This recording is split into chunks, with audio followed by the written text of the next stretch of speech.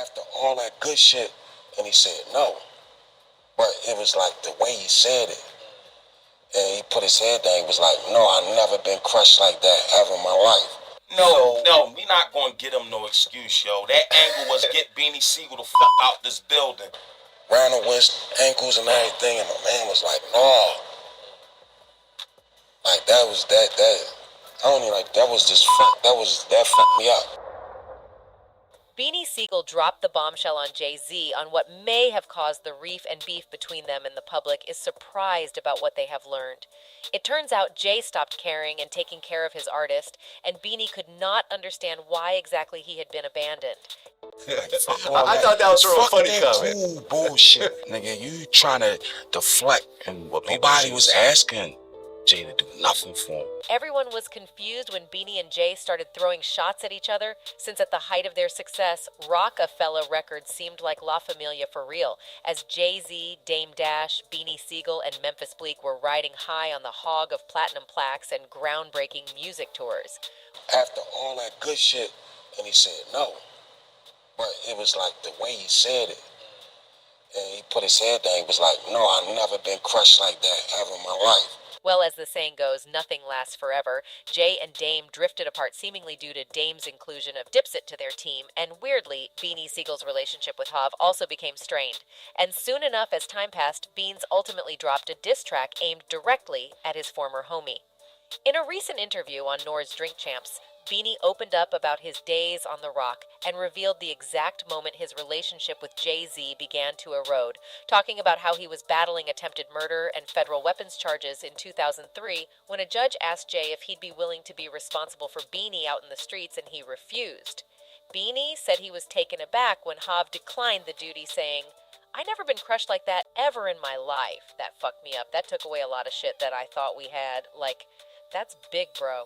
Like it true that at the time Beanie was wilding and constantly getting into drama wherever they went, and also coupling that with the fact that JayZ was trying to get his bags and keep his business moving forward, it's not surprising that Jay would pass on such a task. Beanie claimed, looking back on the event, he understands why Jay would refuse to be held accountable for his actions, saying he believed at that time that Jay was thinking that he was unpredictable and was bugging, which he was, but he still didn't understand why Jay would flatly deny him.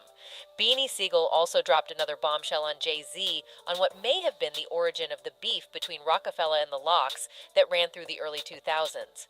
According to Beanie Sigel, it all started with JayZ's verse on R. Kelly's Fiesta remix when JayZ got on the remix, which Jadakiss was originally on, and the Lox thought Jay was subtly taking shots. The tension between the two collectives made their beef one of the most memorable at the time, with all the lyrical jabs and disses that were hurled back and forth. Beanie, in an interview with Vlad, said, "Kiss had that record, he was on that R. Kelly record, he didn't take a shot at me, Jay took a shot at them.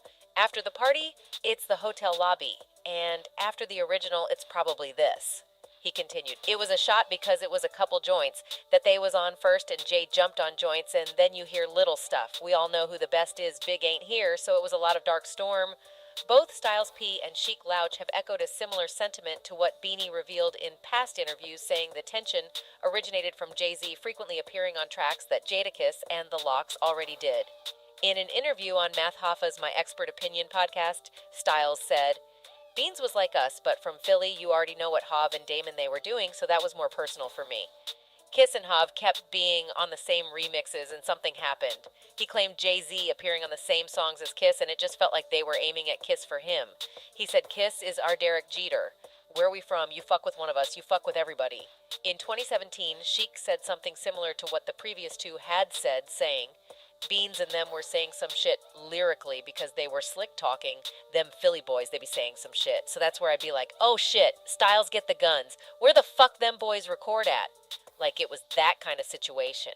Eventually, after back and forth jabs and diss tracks, which also includes the fairly recent revelation that Styles P was dissing Jay on 1998's Reservoir Dogs, which may have helped kick off initial tension, Jadakiss and Beans squashed everything before it got out of hand during a meetup at Riverside Park in NYC in 2001. In the same interview, Beanie Sigel revealed that he didn't want JayZ to hear his 2002 single Rock the Mic with Freeway. He discussed how the single was created, along with its insertion on the State Property soundtrack in 2002. And when Vlad asked Beanie Sigel about whether or not he knew Rock the Mic was going to be a hit, he replied, nah. He recalled that he and Bleak were supposed to be working on a project together, and so they went down to Miami to Circle House, and it was while they were working there that he met Free. He continued, so me and Free was in there, and I remember I was in one room doing something, and Free was like, yo, I want you to come hear this record. He claimed, since at the time he and Bleak couldn't get on the same page for some reason or another, so he went to listen to what Free was offering, and he ended up liking it. Beanie Sigel continued explaining the origin story behind the track before he revealed that he didn't want anybody to hear it, including JayZ. I didn't even want Jay to hear it until we finished it, Sigel said. I'm like, bro, nobody getting on this record. That joint was crazy. Beanie Sigel and JayZ had good chemistry together on stage, but still had a complicated relationship since from the get-go, prior to Beanie's 2009 diss track at Jay, the two had already had a falling out, and Beanie, although Jay did vouch for him, he was hurt that he also told the court that he was not responsible for him.